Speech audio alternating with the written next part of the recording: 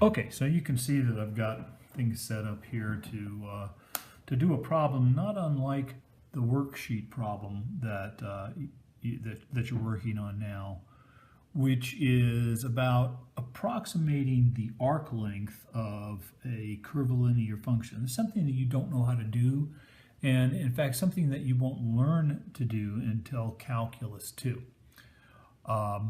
Right now, you're really stuck with finding the links between 2 points, the lengths of the segments using the distance formula.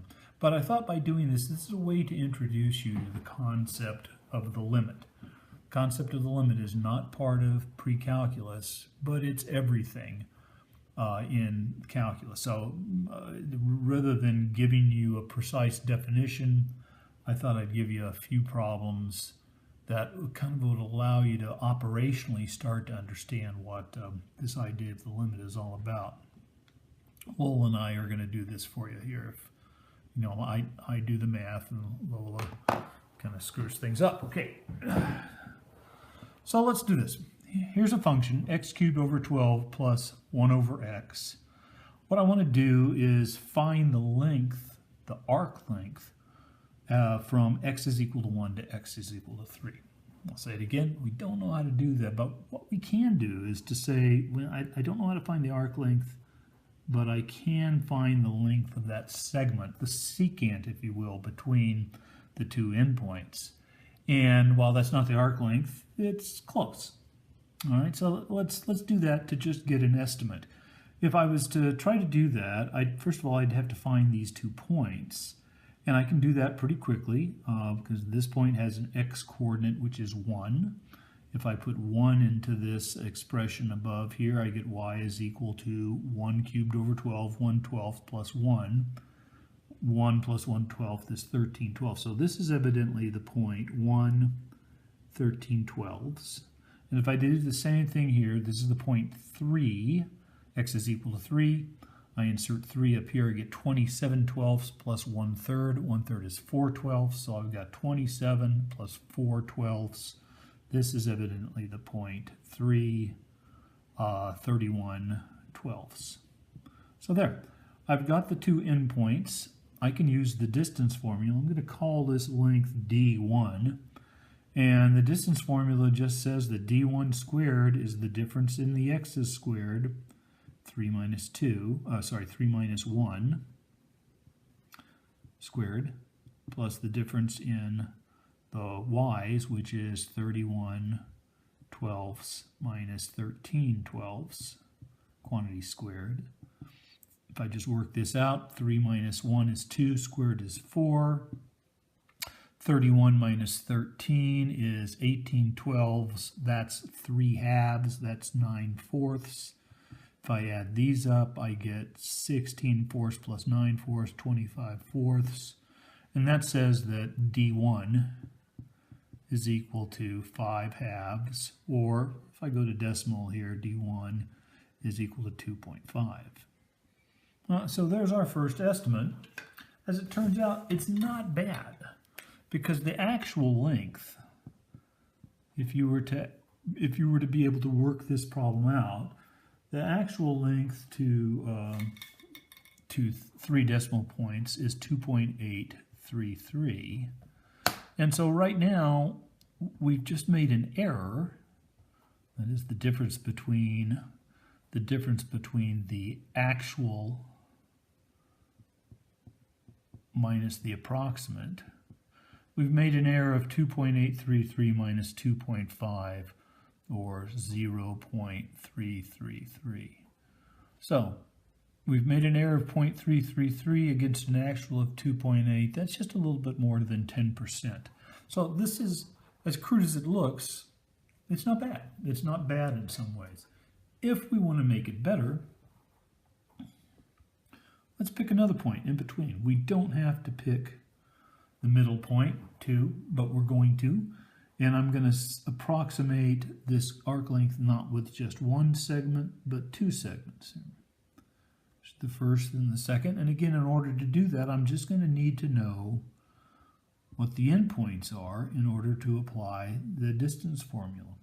So we've already done the work to show that this point is the point 1/13 halves, that point is the point 3/31 twelfths, and if I put 2 into this equation, I get 8 twelfths plus 1/2. 8 twelfths plus 6 twelfths is 14 halves.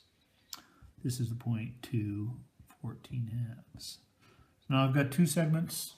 I've got the endpoints of each one of those segments, and I can use the distance formula in order to make another estimate. I'm going to call this line right here D1, this line D2, and I'm going to find capital D2 is equal to the sum of these two things. So we'll do that work real quick. D1 squared is this length. It is 2 minus 1 squared. It is 14 twelfths minus 13 twelfths squared. That's 1 plus 1 12th squared, 1/44. The whole thing is 145 all over 144. And if I do that calculation real quick, you'll find that D1 is equal to 1.00347. So I'm going to speed things along here because I've done this work already. If I was to do the same thing now, use the distance formula to find D2, I've worked that out and it comes out 1.73405. So if I add these two guys up, this second approximation, if you will, is 1.00347, 1.73405 plus it's 2.73752, right? And if I calculate the error at this point by just subtracting this value from the actual, I find that my error at this point is 0.095. We'll leave it at that in three decimal points, and that is about 3%. Okay, so we've done a little work here, but and we haven't calculated the length of the arc, but we've approximated it, and just with two steps, with this sort of multiple segmented approach. Yeah, with two steps, we've kind of got the error down to 3%. If I was to take the next step and break this arc length up into 4 segments, the error would probably be down below 1% at that point. And you know what I want you to see is that as the number of segments increases, two things happen. Their lengths decrease as their number goes up, and the approximation that the little faceted segments make gets better and better. So that you might think, you might not only think, but it is in case the fact that the arc length is somehow the limit as you let the number of segments get very large, call it infinite, and the length of each segment get very small, call it 0. And so, in fact, if you continued in this way, by just summing up the lengths of more and more of these segments that we've drawn in this manner, you would be able to compute the arc length as close as you would want to the actual value. Now, in Calculus 2, you'll find another procedure in order to do this same thing without going through all these steps. There is another procedure to do this calculation, to do it exactly without applying the distance formula over and over and over again. But what's important here is to see the procedure that you're using, because it is still in the Calculus 2 procedure that you're going to learn next year. It's important to see this idea of the limit. The idea is, again, that as the number of segments increases to infinity, their length goes to 0, but their sum goes to the arc length. All right, thanks. Okay, well, as you can see, I've got some things set up here. what I wanted to do was to do a problem similar to the worksheet problem that you've got that is concerns trying to find the arc length of a curvilinear function. And, you know, as I've told you already, you don't really have those skills at this point. That's something that you have to wait until Calculus 1 or Calculus 2 to learn to develop.